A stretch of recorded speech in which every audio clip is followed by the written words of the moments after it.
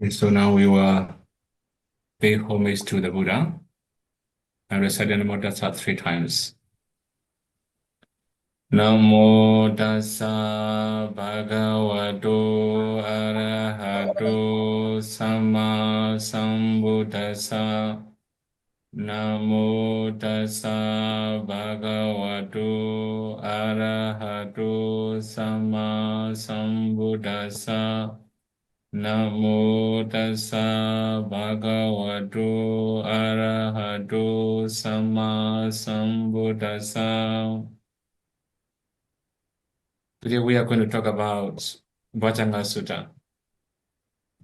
So when we are going to study Bojjhanga Sutta, we also have to know the definitions of Bojjhanga. If we say Bojjhanga, there will be two different parts. That one is body and anga in Pali, according to Pali grammar. Body means a man with the qualities of knowing the Four Noble Truths and waking up from the sleepiness or defilements, realizing Nibbana. The cause of body is Bojjhanga. So here, body anga. Body means enlightenment, anga means the cause. So we also have to know the quality. So as we all have already known the 7 Bojjhanga. These 7 are the quality. When we have these 7, we are qualified enough to realize Nibbana. If we have only a few of them, it will take time for us to realize Nibbana. So if we have these 7 enlightenment factors, this is the cause of realizing Nibbana. Okay, one more thing here. Sometimes people misunderstand Nibbana is caused by Bojjhanga, right? But actually, Nibbana is unconditioned. We should say these 7 enlightenment factors will lead us to the Nibbana. In this way, it will be easier to understand the meaning of Bojjhanga. So another thing is defilements. So when we are in the defilements, we are sleeping. Now when we can overcome the defilements, we wake up. So if we say another way, these 7 enlightenment factors also can remove the defilements. We can also understand another way. These 7 enlightenment factors will suppress or we eradicate the defilements. That's why when we are learning Bojjhanga, we are also learning to qualify ourselves, to upgrade our quality. Again, we also have another part. When knowing the Four Noble Truths and when waking up from the sleepiness or defilements, they are the causes to realize Nibbana. So they are called Bojjhanga. So by developing these enlightenment factors, we can also realize the Four Noble Truths. We can also realize Nibbana. So if we can know the Four Noble Truths and realize Nibbana, then we can also eradicate the defilements. So it's not that easy to eradicate or to overcome the defilements. But if we can develop properly, we can overcome the defilements. Then here, metaphorically, we said sleepiness of defilements. That means when we are sleeping, that means we have defilements. When we wake up, there will be no more defilements. So when we have these 7 qualities, we will wake up, we may not have any defilements. If we don't have these 7 qualities, we are sleeping in the defilements. Okay, I have to elaborate the simile. In this simile, the stronger defilements, the deeper the sleep. The darkness is a delusion, poverty, and defilements are sleepiness. So that means we have different types of defilements.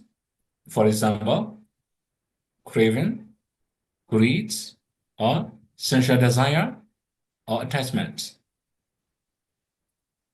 We can also say very simple Pali words, lobha. If we have lobha, this also defilements. Sometimes we are longing for many different things. We spend our time with longing for many different things. That means we are sleeping. Sometimes we are spending our time with our hobby and habit. This is also sleeping. So the stronger defilements, the stronger our hobby, the deeper we sleep. That's why if we are going to wake up from the defilements, then we must remove that means we must practice the enlightenment fetters. Also, I have already mentioned that darkness is a delusion. The Buddha himself talked about delusion many times as a darkness. Then, among the people, among the living beings in this world, the Buddha wake up first. After he awoke, he also have other people to wake up. So sometimes we have delusions. Okay, sometimes we also misunderstand the meaning of delusion. In Pali, we call avijja or moha. Sometimes if we don't know something, we also say, I have a lot of delusion. Really, delusion doesn't mean we don't know anything. In the case of delusions, if we don't know the Four Noble Truths, this is a delusion. Of course, it's not that easy to understand or to realize the Four Noble Truths. It will take a very long time to understand. Even the Noble Truth of suffering is too deep. We have to understand many different types of mentalities and materialities. And we also have to know how they arise. Then similarly, the origin of suffering, the second Noble Truth, also not that easy to understand when we can discern their causes, the dependent origination, we can understand the Noble Truth of the origin of suffering. So these two are the subject of Vipassana. If we can know the Noble Truth and the origin of Noble Truth, we can start practicing Vipassana. So if we don't know these two, we are in the darkness. Of course, we must practice Noble Eightfold Paths. Then when we realize Nibbana, we are awake. There are similarly defilements. So different people may have different defilements. For example, there are some people, they have short temper. They can get angry very easily. There are some people, they are very proud of their ability. They may be arrogant. They may be stubborn. When they have this kind of defilements, then they are sleeping. There are some people, they may have a lot of doubt. Then they cannot decide anything. They cannot make any clear decisions for practicing. In this case, also, this is defilements, also sleeping.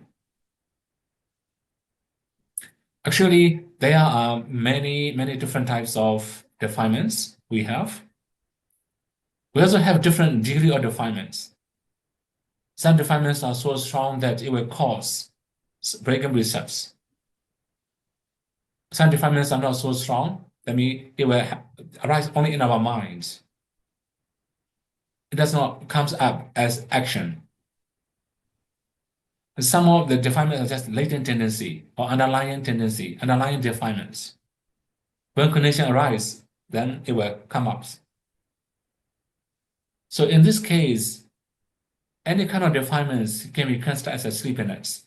It can be strong and weak. Of course, if we have very strong defilements, we are in deep sleeping. So when we can develop the enlightenment fetters, we can overcome all these defilements. Then again, the fetter of enlightenment, a group of mental fetters are Bojjhanga.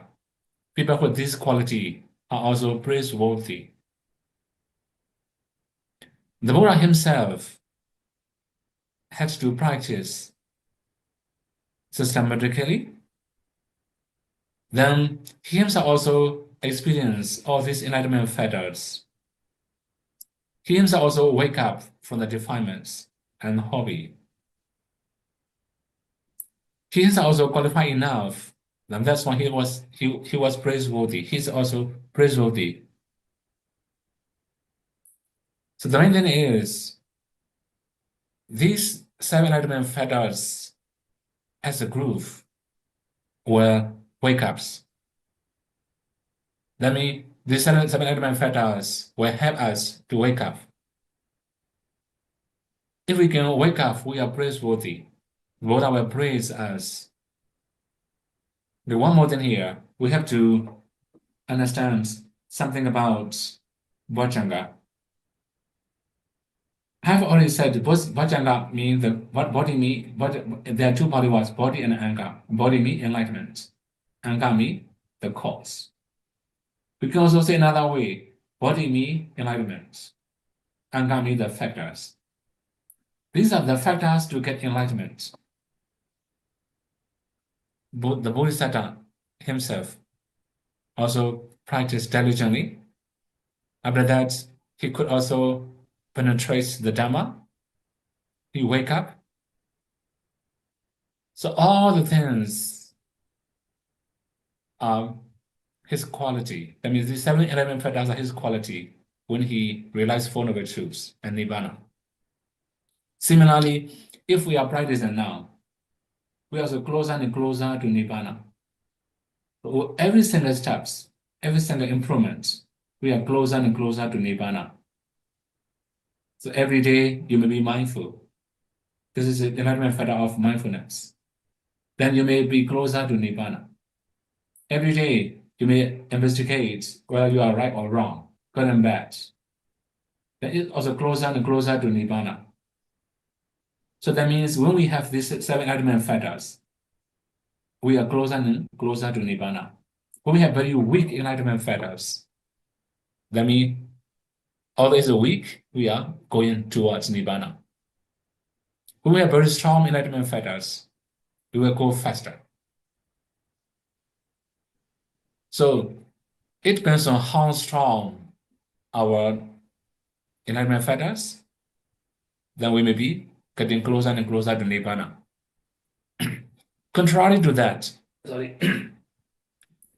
if we have very strong defilements, we are very far from Nibbana. Similarly, if we have very many happy hobbies, then we are very far from Nibbana. Of course, in the case of hobby, we may have good and bad, two different types of hobby. Similarly, habits. We may have good habits and bad habits. In any conditions, if we have bad habits and also bad hobbies, it will be very far from Nibbana, very far to wake up. If we have good hobby, like for example, the hobby of learning Dhamma, I also have a hobby to read Dhamma books, also have a hobby to meditate. In this kind of case, we are closer and closer to Nibbana. So the main thing is, as long as we have defilements and hobby, then we are sleeping. When our defilements become weaker and weaker, then we can also say at the same times, the enlightenment factors become stronger and stronger. So in the case of Bojjhanga Sutta, we have to learn how to develop enlightenment factors, how to upgrade our quality to wake up. Then we also have the next part. The Buddha recommended his disciple to develop enlightenment factors. So that means it's not that easy. When the Buddha say to do something, he himself also understands it's not that easy. Of course, there are some special people, they have very strong parami. For them, it will be easy. For ordinary people, like a modern society, it's not that easy. Even to overcome defilements, it's not that easy because modern society, we have a lot of pleasurable things. As soon as we open our eyes, there are a lot of enjoyable things. Then, not only that, we may have many different hobbies. We wish to do many different things, except in meditation. All other things are really very attractive. For example, sensual pleasure, very attractive.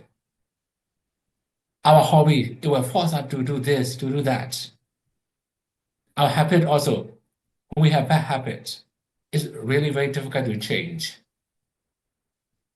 So all these are not that easy. So when we can develop enlightenment factors, we can change. That's why the Buddha recommended his disciples to develop enlightenment factors in order to overcome defilements, also in order to overcome hobbies and habits, especially bad habits. So if we can develop enlightenment factors, then we are also following the Buddha's teaching. We can be praised by the Buddha. We have the next part. This part will be a little bit long because there are many things to explain here. Monks, undertaking precepts, develop enlightenment factors of mindfulness. That is produced by solitude, viveka nisita, produced by detachment, viraga nisita, produced by cessation, nirodha nisita, and that inclines to abandonment, vosaka prinami. We can find a similar passage in many different texts, from Majjhima Nikaya, and also Samudana Nikaya, and Anguttara Nikaya, including Indika Nikaya. We can find the same passage in many different parts. Okay, I have to elaborate this part. Undertaking precepts, that means as an ordained person, we must follow Patimokkha rules. For ordinary people, you may observe 5 precepts, 8 precepts, or 9 precepts, or 10 precepts. So why the Buddha recommends undertaking precepts? The morality is the basis. These are the foundations of samatha. As we have already known the 3 trainings, sila, samadhi, panya. Sila, the morality. Without that, we cannot proceed practicing samatha. We cannot be successful in samatha. Without samadhi, that means without attaining asset concentrations or absorption concentrations, we cannot proceed practicing vipassana. That is why sila, the morality, is the foundations, the first step we have to practice. So morality is also training our bodily actions and verbal actions in order not to harm any other living beings, including ourselves. Sometimes, although we don't harm other people, other living beings, it's very harmful for ourselves also. We do something harmful for ourselves.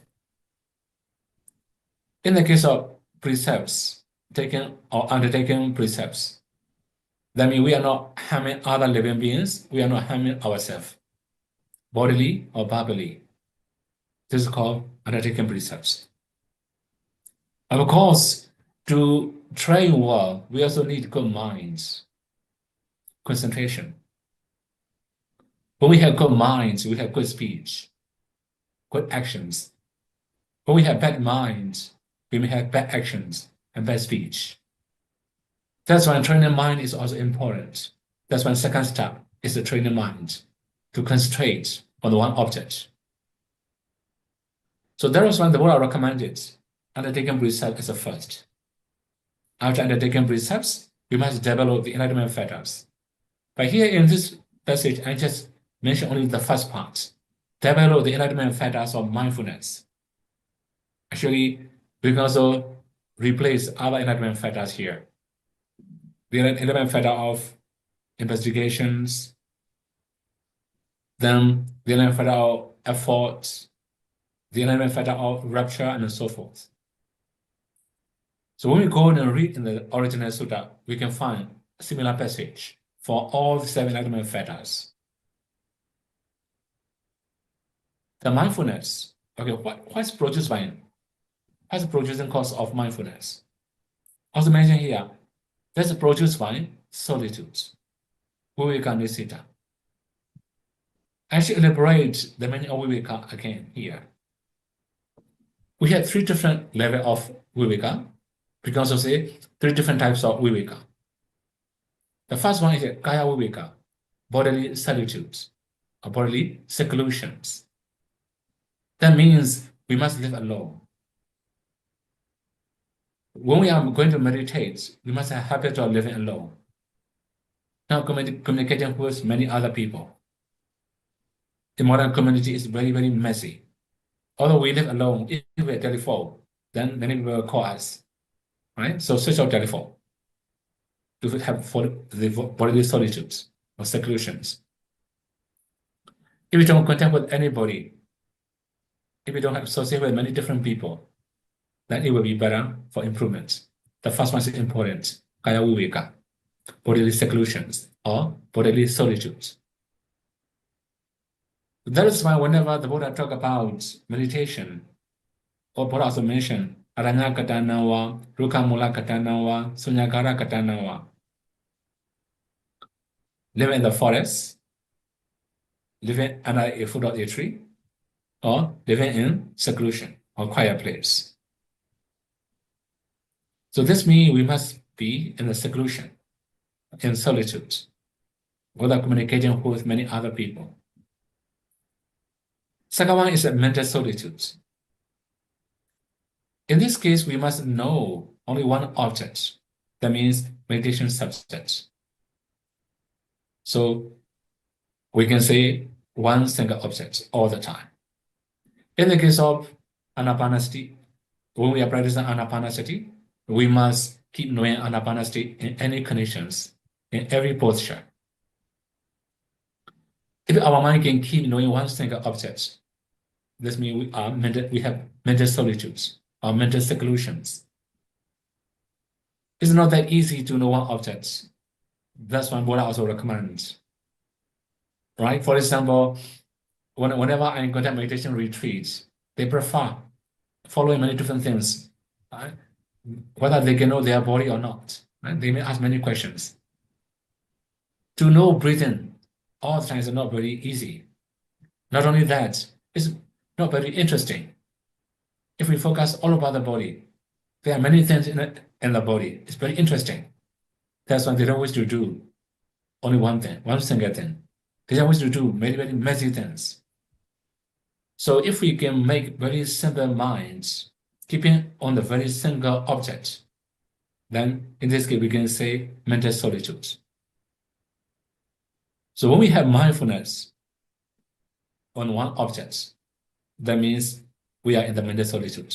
It's produced by mental solitude. Another one will be a little bit higher, upati viveka. In the case of upati, here we cannot translate exactly, because there are many different types of upati. For example, khanda, aggregate, is also called upati. So sometimes we don't know our aggregates. Okay, that means we attain nibbana. Nibbana is not aggregate. So by taking nibbana as object, when we live, we can say we call upati viveka. Then we can also say the defilements. Defilements are also called upati. So our mind is far from defilements. That means we have already eradicated defilements. In this case, we can also say this is nibbana also. Actually, for normal cases, when we can practice well, we don't have defilements, but we are not uprooted. We cannot uproot that at the time we haven't uprooted defilements yet. That's why we cannot say Upati-viveka. Okay, there will be many different definitions. If we summarize, Upati-viveka means we attain Nibbana. We enter into fruition attainment. For Sotapanna, they can enter into Sotapanna fruition attainment. They can spend their time there, just keep knowing Nibbana as object. This is also called solitude. So for ordinary meditators, we must have two different solitudes, bodily and mentally. Living alone, knowing one simple object and single object. Then produced by detachment, viraga nisita.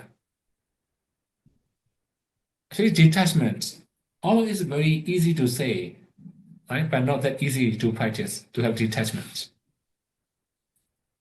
So we may have many different attachments to many different things. We may have many favorite objects, many favorite foods, many favorite enjoyable things. It is not that easy to detach to all these kind of things. So when we have very strong enlightenment factors, then we can have detachment. Our mind will be far from raga, attachment. Okay, another thing is like if we say detachment, we also have to talk about nibbida, disenchantment. So after enjoying something, I mean, after experiencing many different things in our life, especially meditation experiences, then when we have very long time vipassana practice, we may have disenchantment. Although we have many enjoyable things, our mind does not incline to it. This is also can be one of the cause. Okay, another one is produced by cessation, nirodha nisita. So in this case, it will be very high quality. Whenever we talk about nirodha, that means nirvana. We have already know nirodha is satya, the noble truth of cessation. This means nibbana. Okay, when we talk about nirodha, there will be many different levels of nirodha. For example, kana nirodha, momentary cessation. Temporarily, we can subside the defilements. Then temporarily, all the defilements, all the namarubhava seeds. Actually, we're going to say temporarily, right? In the case of namarubhava, we're going to say temporary, momentary cessation. So when we know momentary cessations, then this is vipassana.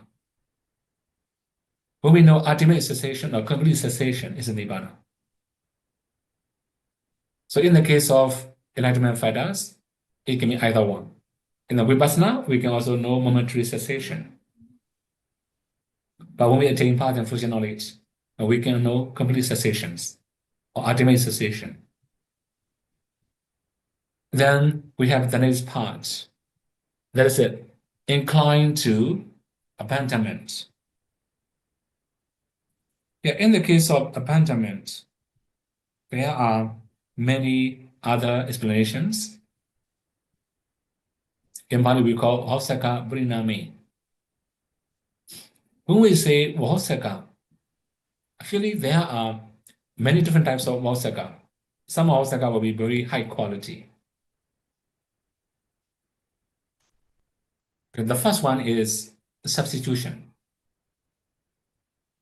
So by substitutions, we can also abandon the defilements. This is also called Vahosaka. For example, we may have unwholesome thoughts. If we substitute wholesome thoughts for unwholesome thoughts, this is also called Vahosaka. So there are many substitutions. When we are meditating, sure, we may have a lot of thoughts. All the thoughts are just disturbing our practice. If we can substitute wholesome thoughts for wholesome thoughts, it will be better. But when we are meditating, although we have wholesome thoughts, sometimes not that much helpful for improvement. It will be helpful for subsiding the defilements. If we can substitute concentration for wholesome thoughts, it will be better. Sometimes we are daydreaming when I'm meditating. There's also wholesome thoughts. For example, if I can see the nimitta, then it will be very grateful. How nimitta come, we just curious about nimitta, for example. And similarly, we have a lot of analyzing, investigating about the breathing, the how far, how near, some we have a lot of doubt about it. In the very beginning, investigation is good. Gradually, it brought you the doubt. When we have doubt about the practice, then we cannot improve anymore. That is why in the case of abandonment, we can also abandon by substitution. In this case, wholesome and wholesome. Like for example, if we have a lot of thoughts about our past, you may also have this kind of experiences when meditating. Whenever we remember about the past, all the past memory pop up in our mind. Then whenever we have this kind of cases, then we should train our minds to recollect only good things. So sometimes we have different conditions of people because we have different background. There are some meditator, they have Buddhist background. Then mostly when they have that kind of thoughts, they may remember their past. Mostly I recommend them to do Buddha-nusati, Dhamma-nusati, or Sangha-nusati like that. For non-Buddhists, it's not that easy because they don't have Buddhist background. They may not know Buddha's quality, Dhamma's quality, Sangha's quality. Mostly I just recommend to do Jaga-nusati, recollection of charity. Everybody has done charity in our life. Some of the charity make us very happy. Just recall that kind of charity. If we can recall that kind of charity, we can subside all the thoughts of the past or past memory for a while. This is also called abandonment, which substitutes something to overcome some disturbance. Another one is suppression. In Bali, we also call Vikambana Bahana, Vikambana Wasaka. In this case, meditation. We may have many defilements, many hindrances. For example, we may have sensual desire, ill will. We can suppress by practicing samatha. For example, if we have very much attachment to living things, we can also do 32 body parts, also by meditation. Then we can suppress, we can subside all the sensual attachments. Similarly, we have ill will, or anger, or hatred, or grudge, or any kind of evil desire, unpleasant minds. And we can also do metta meditation. So sometimes when we have very strong defilements, we become very pitiful living beings. We have to suffer for ourselves. For example, anger. When we get angry, mostly it affects ourselves. We cannot live comfortably. When our anger becomes very strong, even we cannot eat, we cannot sleep. In the case of anger, it also includes the worry, sorry, lamentations, grief, all the things, or fear also can be. So when we have this kind of defilements, we can say dosa, we cannot sleep well, we cannot eat well, a lot of suffering. We become pitiful living beings. That's why when we have a lot of negative thoughts, we should do metta meditation to ourselves. It's harmful for ourselves. We are not sure it will be harmful for other people. Of course, when we make some actions, it will be harmful for other living beings, before we do something wrong is very harmful for ourselves. It's also unhealthy mind. Anyway, to overcome it, we need to do metta meditation. We can also do karuna, compassion meditation. We can also do mudita meditation, Samatha-Vipassanā. We can also practice ubhaka meditation. Actually, equanimity, ubhaka meditation is not for beginners. It can be for advanced meditator. Anyway, the main thing is, whenever we have some defilements, there are special objects to overcome it, to suppress this kind of defilements. As I mentioned, lobha. Then we have lobha, sure. Let me asva meditation, reversiveness meditation, paridu polypaths. When we get anger, when we get angry, do metta meditation, karuna meditation, ubhaka meditation. So there can be many other way of practice. The main thing is, when we talk about hoseka, we can say two different things here. The first one is substitution. You can substitute wholesome thoughts for unwholesome thoughts. Then, in the case of suppression also, we can suppress by doing any of some type of subjects. In this way, we can overcome the defilements. So that means when we can develop the enlightenment factors, here I just mentioned mindfulness. We can also understand it covers all other types of enlightenment factors. So when we have mindfulness, it will be caused by seclusions. Without seclusions, we cannot get enlightenment factors. First, we must be in the solitude. This is also important. Produced by detachment. When we have a lot of attachment to many different things, we have to cut all of them first. If we have a lot of attachment, even attachment to the light, tranquility, rapture, joy, or peacefulness, or anything, we have to cut all the types of attachment. Not only that, produced by cessation. Well, this is not very easy for beginners. But the last one is Osaka Priname, inclined to abandonment. This is the thing we must do. So when we have all these conditions, we can develop enlightenment factors. And remember, there are 4 factors, right? Viveka Nisita, produced by solitude. Another one is detachment, produced by detachment, Viraga Nisita. Another one is Viraga Nisita, produced by cessation. Then the last one is Osaka Priname, inclined to abandonment. When we have all these conditions, we can start developing enlightenment factors. These are the foundations, the base of enlightenment. We also need to do it properly. Okay, now we have to move a few more steps. Samsare, samsarandana, sabadukha vinasane, Satta Dhammeja Bojjhanga Marasena Pamatane. The 7 kinds of dhammas are factors of enlightenment, which destroys all sufferings of beings who wander through the samsara, round of rebirth and death. Defeats the army of Mara, the evil one.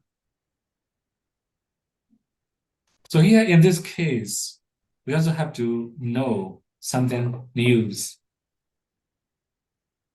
when we have these 7 enlightenment factors, we can also destroy suffering of beings who are in the samsara. That means we all are in the samsara now. So when we have all these enlightenment factors, we can destroy sufferings. Okay, one more thing here.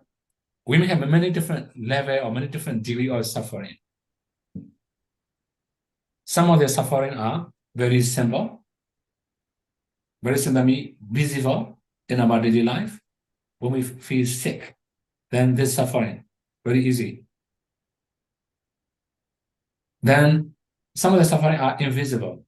For example, momentary arising and perishing of nama-rupas. Then this also suffering. So we may have many levels of suffering, okay, according to Samatha-Vipassanā Sutta, or according to Dhammacakkappavattana Sutta. You also have read, right? Jatipi dukkha, jarapi dukkha, for example, rebirths, aging, sickness, death, they are also suffering. So we are born together with suffering. Right? We cannot smile when we are delivered by our mother. We all are crying, right? That's why that means since we are born together with suffering. Then gradually we grow older and older. Then we may have sickness. Then finally we will pass away. This is samsara. The next life we will start as a rebirth. Then aging, sickness, death. We will repeat the same process many times. This is called samsara. Do we feel from samsara suffering? Then we can also practice the 7 enlightenment factors. Then we also have another type of suffering, right? The one is to separation from beloved one, association with unloved one. This is also suffering. So we cannot expect all desirable things will happen to our life. We also have to accept many undesirable conditions in our life. When we have separation with desirable things, well, we also have to suffer. When we have to encounter many undesirable conditions, we also have to suffer. When we have very strong defilements, or very strong enlightenment factors, then we become arhat. At the time, our mind is unshaken.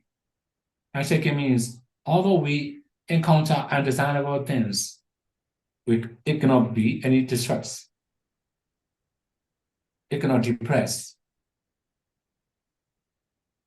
our mind power. Not only that, although we encounter many desirable conditions, it cannot attract our mind. We cannot be attracted by desirable things. We cannot be distracted by undesirable things. This is called unshakable mind. So when we have all the enlightenment factors, when we attain arhatship, it will happen. We are also free from samsara. That's why these are the enlightenment factors that can lead us to destroy all types of suffering, or to relief from samsara. Not only that, it also mentioned defeat the armies of Mara, the evil one. So later I have to explain Mara's armies one by one in detail. So the main thing is, when we have Mara's armies, then we cannot improve. These are also some defilements, some obstacles, or some hindrance to improve ourselves. When we can practice 7 enlightenment factors, we can also defeat the armies of Mara. This is also effective.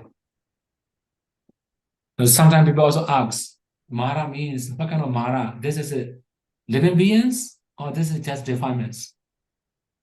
Okay, here in this case, army of Mara means defilements, because we are going to talk about defilements.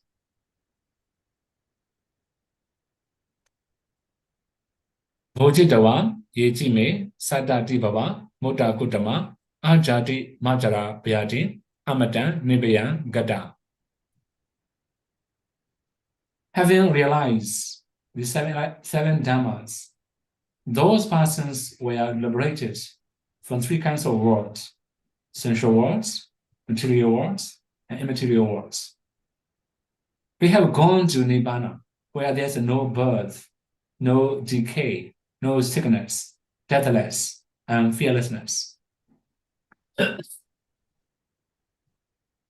So if we have realized these 7 enlightenment factors, we can also understand if we have developed these 7 Enlightenment factors. We are liberated from 3 kinds of worlds. Here, sensual worlds mean we all are human beings. We were born in sensual worlds. We can be free from sensual worlds. Material worlds.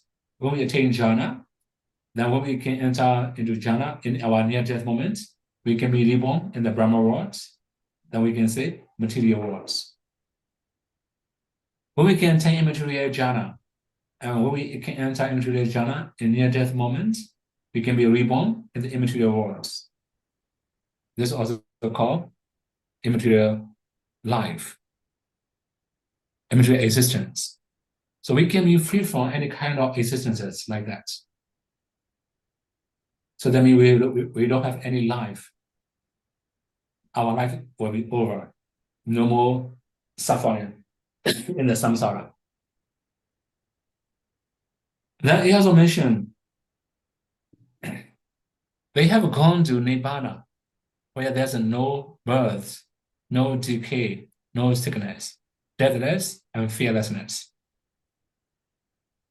The ajati means no revolt.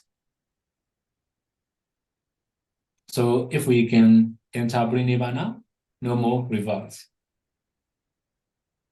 Also, marana, because it's amarana, that means no death. Abhyadi means no sickness. Amata means no death or deathless. So these are the power of practice. When we have Enlightenment factors, then we can achieve all these conditions. Then Nibbana, actually when we say Nibbana, here we translate as a fearlessness. Actually, we also call danger. No danger. In our daily life, we have a lot of danger.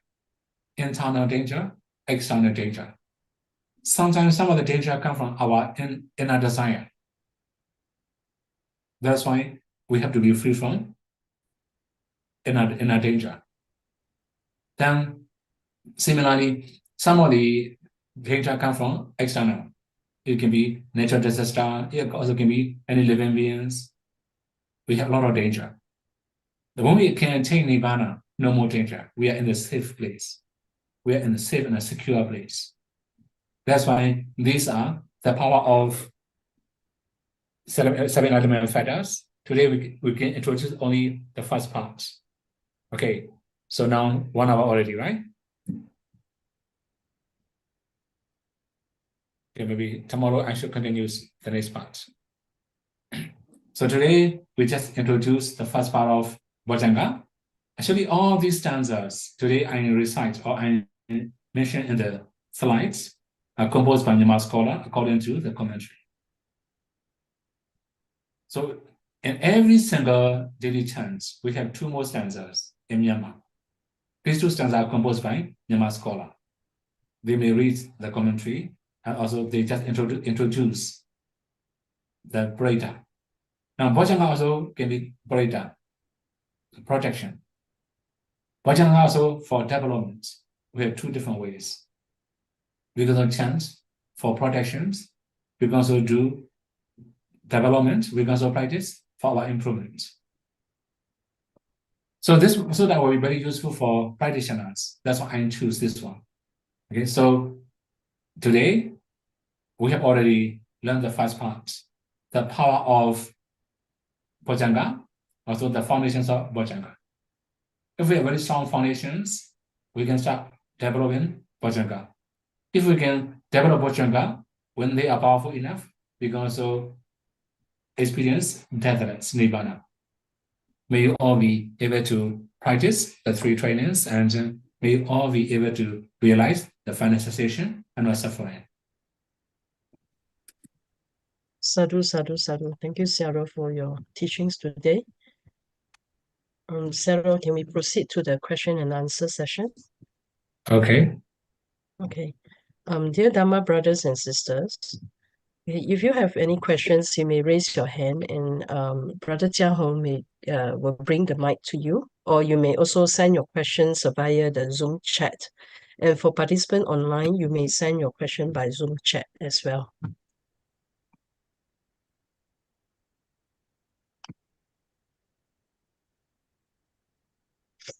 Any questions from the student on site?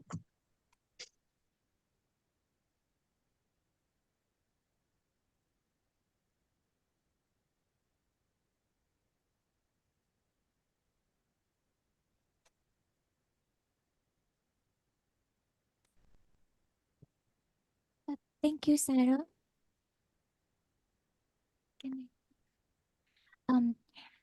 Sarah, may I have two questions?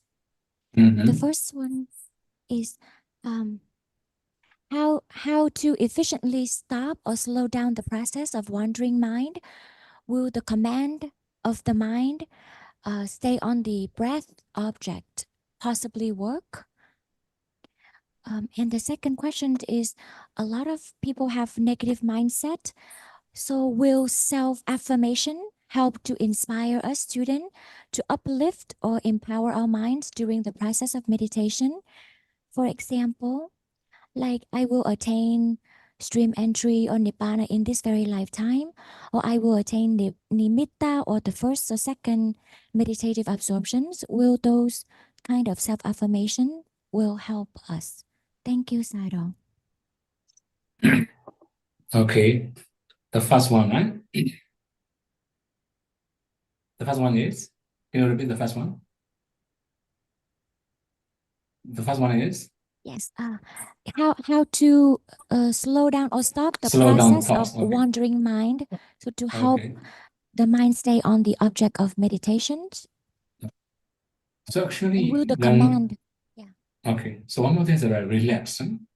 Sometimes you cannot relax well. That's why you have a lot of thoughts. I have already said, the more you struggle, the more you have a thoughts. That means don't expect too much within one sitting. This is the one thing. Okay, another example. When we say relax, that means we're not going to sleep. You may not have any thoughts. You don't have any expectation. You don't need to do anything. Just relax, right? In this way, when you can relax your mind, feel free. It will be easier to train yourself to keep doing breathing. Otherwise, your mind will struggling. Your mind will be struggling. Go here and go there too much. Okay, the main thing is relax. Feel free to make your mind quiet totally. This is also important for the first part, right? Another is about thoughts in meditation. As we say, Avati Nibbana or Sodapada, free entry or nimitta or that kind of things, right? So actually, this is also called expectation. Sometimes before we experience something, we expect too much, right? If we have a lot of expectation, then you may have some pressure, right? Another thing is that don't think very high level. Many people, they expect like Nibbana or insight knowledge or many high level when they start meditating. In the very beginning, just think about very low level, normal. Your attack should be only very simple things. For example, 10 minutes without wandering thoughts. I must be able to focus on the breath. That kind of determinations, that kind of step should be the first. If you can do 10 minutes, okay, determine 10 more minutes like this. Okay, the main thing is positive thought or negative thoughts. Actually, if we follow the thoughts, it will be endless. Somewhere like a daydreaming. I can see the light, for example. After seeing the light, you may think about the light. How is it calm? Then if it is brighter, then you may expect brighter light, deeper concentrations. All the expectation will cause the problem. Okay. So in the case of negative thoughts, expectation is one of the things in your case. If you expect too much, then you may struggle too much. Then more thoughts will come. Okay. So slow down your thoughts means relax well. To cut the thoughts means don't expect too much. It will be easier. Okay. Next one.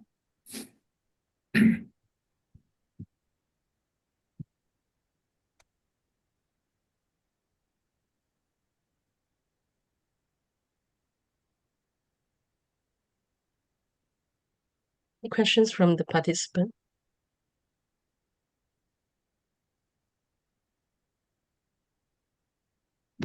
There's some question in the chat, maybe. Chat box. Okay. Sarah, we will read the question from the chat box. Okay.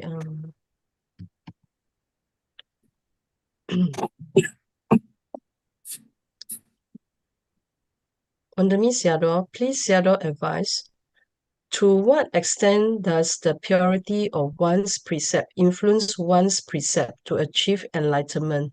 For example, in this case, there is a monk who is believed to have attained arahatship and has a bank account and ATM card. Does this not affect the purity of precept to attain enlightenment? Sadhu, sadhu, sadhu. Actually, this one is a little strange question also. One more thing, right? In the case of bank accounts or ATM or something like that, even Anagami don't have this kind of things. Okay? Anagami don't have any currency in his hands. Okay, I will give one example. The same question also, the similar question is also asked in Singapore. Okay, one more thing. We have some meditators in Nepal also. I don't know who told him. He thought he is an Anagami, but he has money. This is very clear, right? That means when they have money, they are not Anagami. Anagami will take temporary steps. So we temporary steps, right? No money. Okay, another case is this is the story in the Charga story. Also, we also like a Katikara Brahma, Katikara Sutta, right? The Katikara is actually previously he is a potter. What time he made a pot and he sell. He's also Anagami at the time of previous Buddha. Then he didn't sell. He just keep the pots in front of his house. He just made some inscriptions, notice there, right? Then just keep some rice or any material for cooking, for surviving. He didn't sell. He just take the property, material for cooking, for surviving. He didn't accept money. We have that kind of story. Okay, the main thing is, actually, if somebody declares that he has attained arhatship by holding the money or having bank account, this is a fake arhat, not real arhat. Okay? If real arhat, they will not have money. They will not have bank account. Even Anagami don't have this kind of things. Okay? The next one.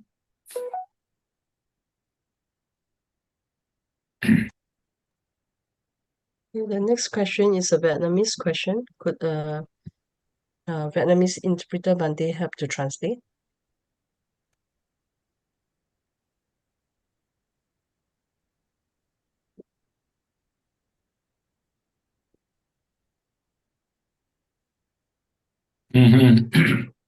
Actually, we cannot say which one should practice first, right?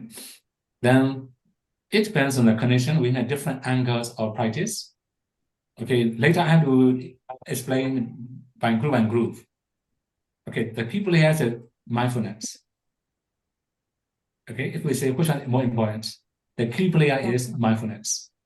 If we are mindful, we can know which one is weak, which one is stronger. And if we know all the conditions, we can balance everything easily. Okay.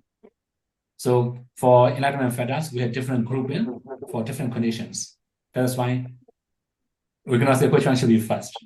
It depends on the condition you have. For example, when you are lazy, when your mind is not that much active, at the time you can also develop the Enlightenment fetter of Viriya, the efforts, right? The Dhamma Vicaya investigations, also like Piti Samajanga, the rapture, right? If you can develop all these things, you may be very active. Sometimes you are too active, it also causes emotion. Then you have to develop another three. It depends on the condition you have. There are different way of development. That's why we cannot say which one should be first. Okay? Next one.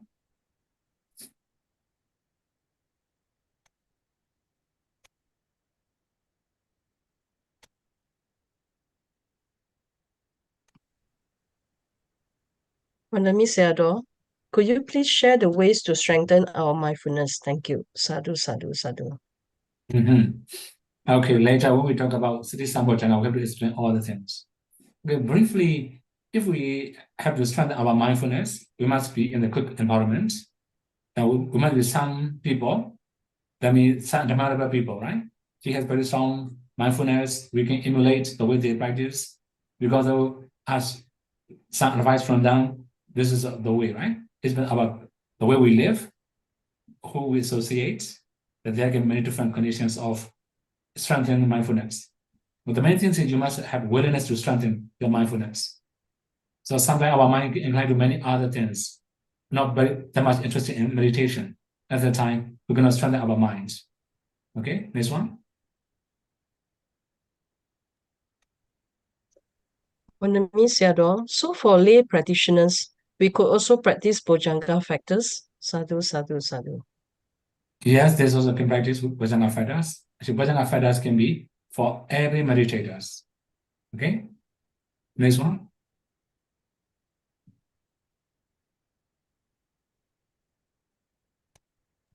Vietnamese Sayadaw, when we come to attend retreat, we have to stay with many other yogis. How can we stay mind in physical solitude? Sadhu, sadhu, sadhu. Okay. Yeah, in this case, as long as you don't communicate with many people, that means if you don't talk many unnecessary things, we can say you are in the seclusions.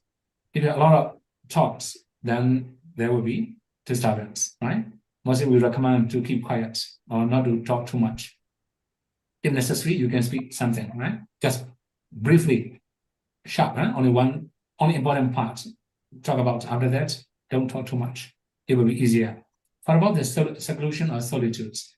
Actually, although we live alone, if we're telephone, we're gonna be in the solitudes, right? We must switch our telephone when we are meditating. It will be easier. Okay, next one. Vietnamese Sayadaw, can explain briefly explain how the workings between Bojjhanga and the 37 enlightenment factors of enlightenments. Sadhu, sadhu, sadhu. Okay. If we say that the seven enlightenment factors, it also includes Satipatthana, Samapatthana, and many parts, right? Okay, for example, Satipatthana will be equal to mindfulness, the enlightenment factor of mindfulness. Samapatthana will be equal to the enlightenment factor of efforts, right? So it depends on the condition we have. There can be many different factors. Actually, if we can develop seven enlightenment factors, it also cover that is seven enlightenment factors. Okay, next one. If we don't have any more questions. Any more questions from the participant? From the floor?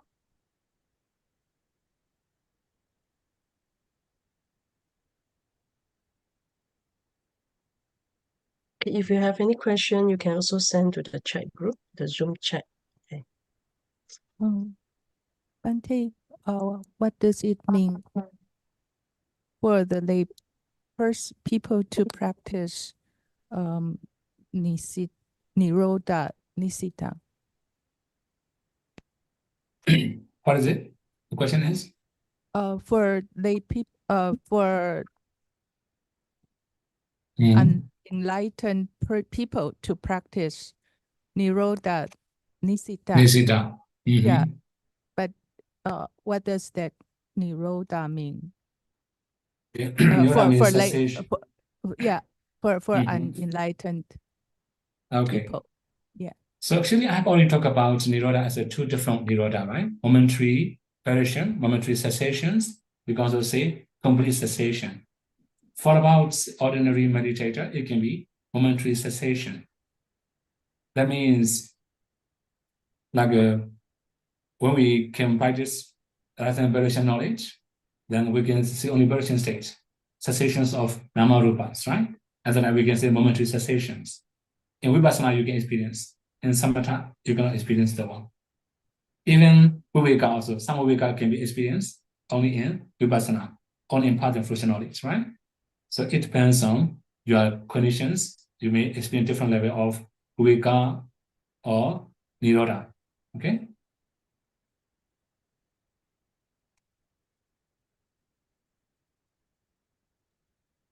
Okay, there's one question in the chat group. Vietnamese Sayadaw, please Sayadaw explain again about momentary nibbana. Can we say temporary nibbana also? Sadhu, sadhu, sadhu. Actually, in the case of, okay, we cannot say momentary nibbana, right? We can say momentary cessation. Okay, if we say another way, momentary perishing, right? Let me rise and cease, rise and cease. We say like that, right? Rising and perishing. We also say like this. So, okay, in inside knowledge, we have another one, Bhanga Jnana. Bhanga Jnana means perishing knowledge. Then we can also say cessation there. At the time, we cannot see the arising state. We just see only perishing states. Then we can see momentary cessation. At the time, we can also say, right? Like we got nirodha. We got kana nirodha. So if we cannot say is it momentary nibbana, right? Kana nirodha means momentary cessations or momentary perishing. We don't know arising state. We just know perishing state and Bhanga Jnana and other higher level. Okay. And any other thing? Any more questions from the participant?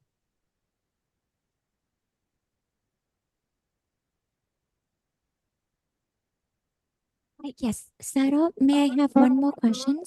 At what stage of absorption jhana can we then switch to Vipassana meditation from Anapana? Thank you, Sayadaw. Actually, okay, when we talk about Citta Visuddhi, the purifications of the mind, it means we have asset concentrations or absorption concentration. So although you don't have absorption concentration, but asset concentration, you can also go to Vipassana. It will be different degree of concentrations. But anyway, when we start with pure Vipassana vehicle, then when we attain up to asset concentrations, we can go to Vipassana. This is the pure Vipassana vehicle. For about Samatha vehicle, that we can attain up to any jhana. We can also say 8 attainment, one of the 8 attainments. Then after attaining jhana, we can proceed Vipassana. So whenever we start Vipassana, we must start with 4 elements. Right? So whenever we are going to start descending materialities, we must start with 4 elements. And this is the systematic way of Buddha teaching. Okay? Another one? Any more questions?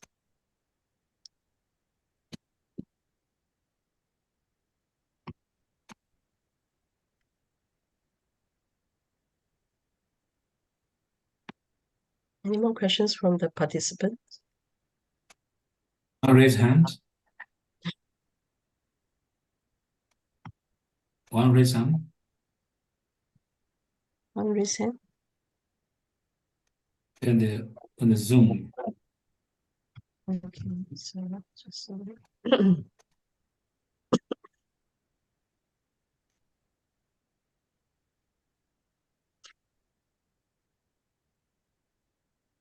okay, Sister Susie. Yes. Hi, Bande. Thank you so much.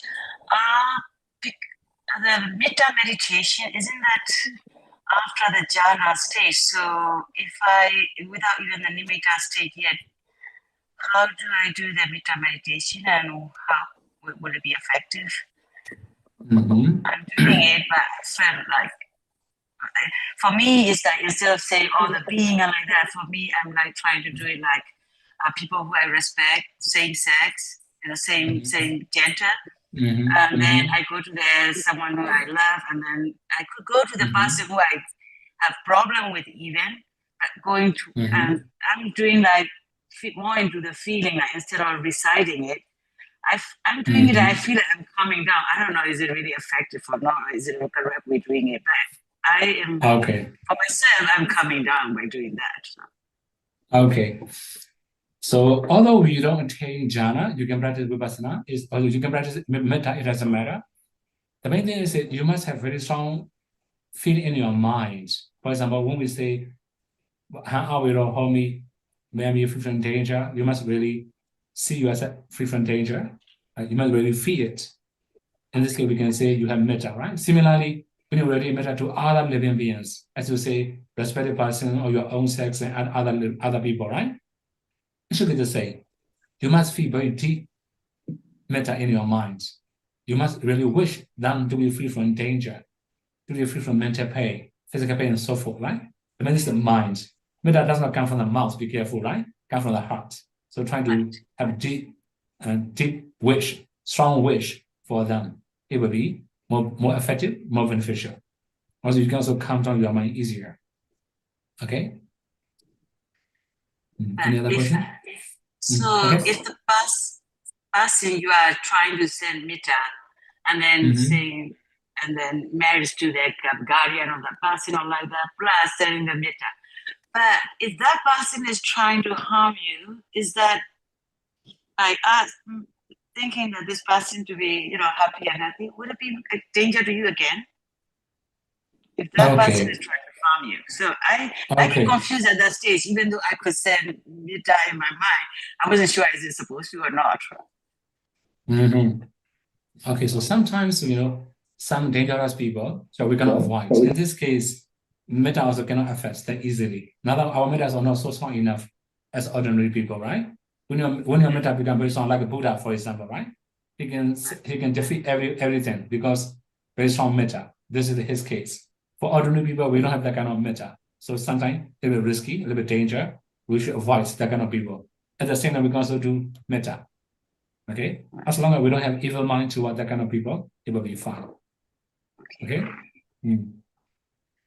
We should start with our own self, right? That's a strict rule. We should. It sounds like it's a strict rule to start with ourselves first. I think we should send metta to ourselves first. Then only we should start to other people. Sure. We should start ourselves. Sure. After that, we should ready metta to other living beings. Sure. Okay. Thank you. Thank you, Pandi. Yes, may I have one question, please, Saro? So as for nimitta and the breathing, what is the differences and the similarity between those two, so we can differentiate? Actually, breathing is very simple, right? You are breathing every day. Nimitta is new things you have never experienced in your life. The two different things, right? This is the easier way to elaborate. We have another point. When you can concentrate very well, then you may have the light. And later, you may, you live in USA, and then you may have a very cold weather there, right? Very cold. For example, if you speak, smoke will come out from your mouth. If you breathe, smoke will come out from your nose. In the very beginning of nimitta will be like that. It doesn't mean the same, right? It will be something similar to that. According to the perception, it will be a little bit different. And the main thing is, when you see nimitta, you have a shape or form. As you say, like a smoke, like a steam, right? Steaming. It can be different types of nimitta. So gradually, it will become very bright light around the nostril. That means the breath itself emit the light very bright. Then at the same time, your breath become very subtle. Finally, your breath will disappear. The nimitta will become very powerful. Your mind will go to the nimitta. Okay. So in current conditions, don't think about nimitta too much also. Okay, just practice what you can do. Just do anapanasati. Okay.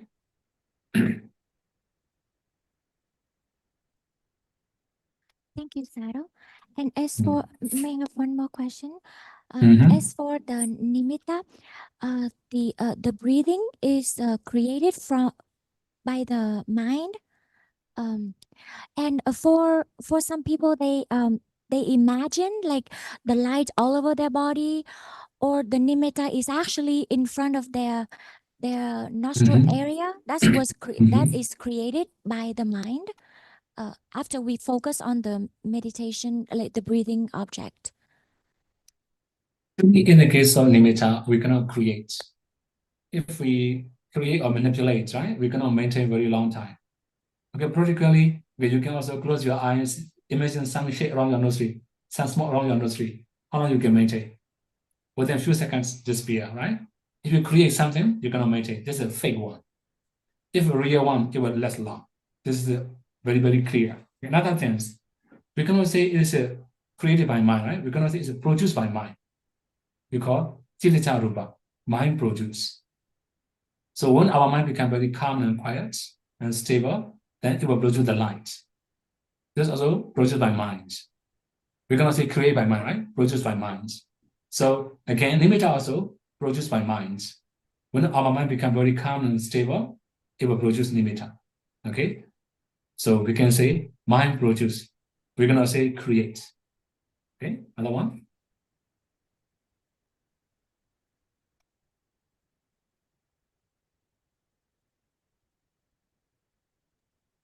Yes, Sarah, there's one question from the chat. Okay. Wandami Sayadaw, I'm a beginner. May I know how I should report in the meditation interview? Sadhu. Okay. These are also common questions. Sure. All the new meditators have this kind of dukkha, right? The first thing is, okay, what is your difficulty? How you encounter difficulty when you are focused on the breathing? You can ask some advice from the teacher. This is the one thing. Another thing, if you think something improving, you can also report that one. For example, you can know 10 minutes. Within 10 minutes, then you also experience something new in your meditation. You can report to the teacher. If something wrong, he will correct you. If right, he will ask you to continue. Right? Okay, two things. Difficulty and improvement you can report. Okay?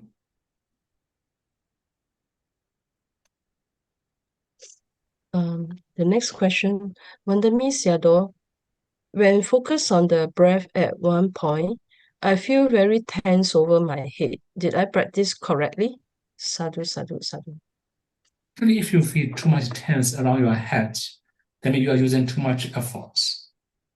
If you control your breathing too much, you may feel chest pain or suffocating. This is one of the side effects, right? Another thing is if you forcefully breathe and breathe out too much, you may feel tension around your nostril. Another, if you clench your teeth, you may feel tension in the jaw, in your head. Okay, that means if you put something extra, especially if you put extra efforts, you may feel tension in your head or anywhere. That's why save energy. Don't use too much mind power. Don't use too much body power, the body energy. And it will cause many side effects. Okay?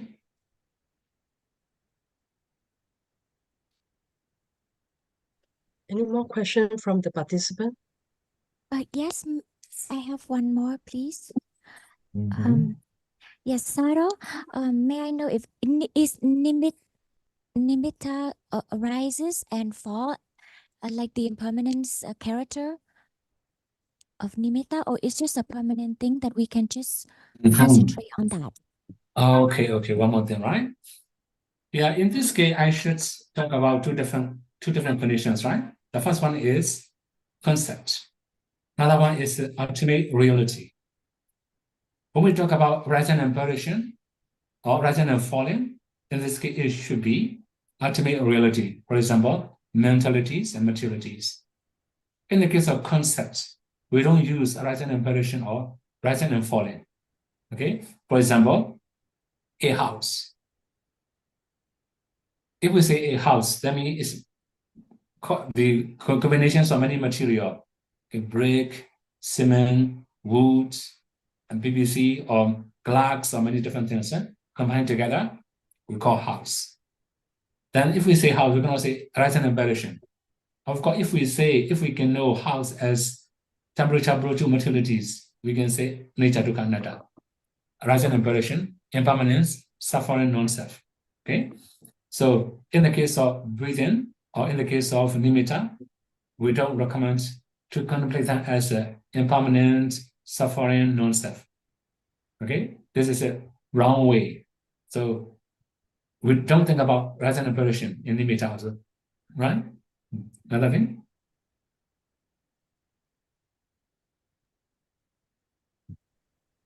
Any more questions from the participant?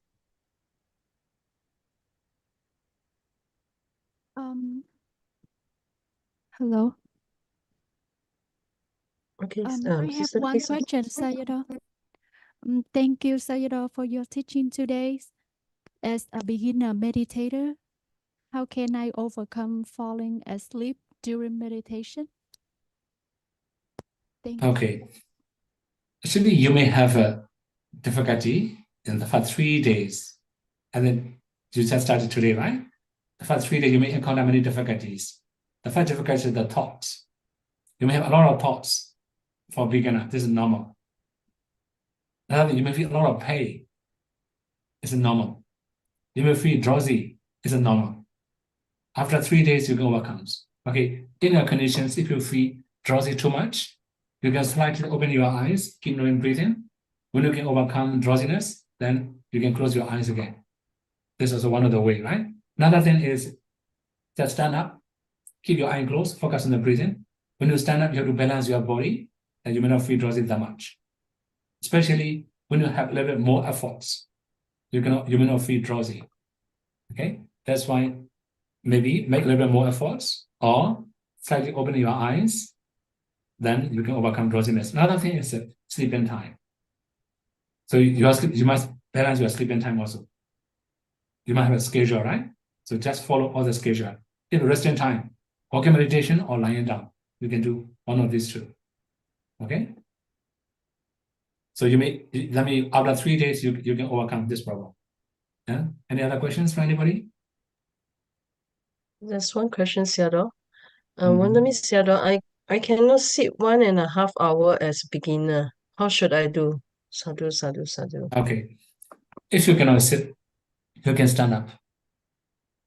Also, just keep focus on the breathing. If you can feel tired after standing up, you can sit down again. Okay.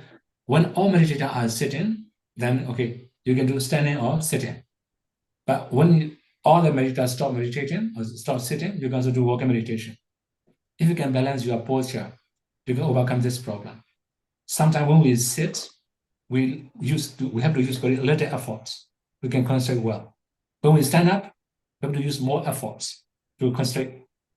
Similarly, when we are walking, we have to use extra efforts to keep knowing breathing, because our mind have to share two different things, right? We have to see the walking path. We also have to see the breathing. So mind is sharing two different objects. That's why we may have more efforts when walking and standing. When sitting, we have less effort, more concentration. Okay, so balance your posture. It will be easier for you to maintain your concentration. Okay, another one. Any more questions?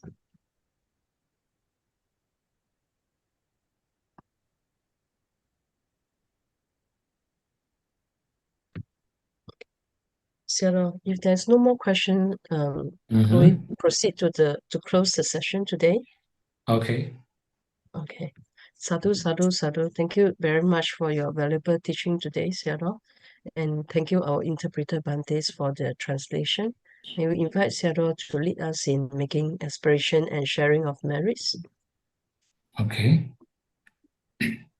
Etawadaja amehi sambadam bunya sambadam sabbe devanumodandu sabbe buddhanumodandu sabbe sadanumodandu sabba sambati siriya idame nyatinam hodu sukhita hondu nyatayo idame nyatinam hodu sukhita hondu nyatayo idame nyatinam hodu sukhita hondu nyatayo idame bunyam asavakaya waham hodu idame bunyam nibbanasa pacayo hodu mama bunya bhagam sabba sadanam bhajami te sabbe me samam punya bhagam labandu sadhu sadhu sadhu Sadhu, sadhu, sadhu.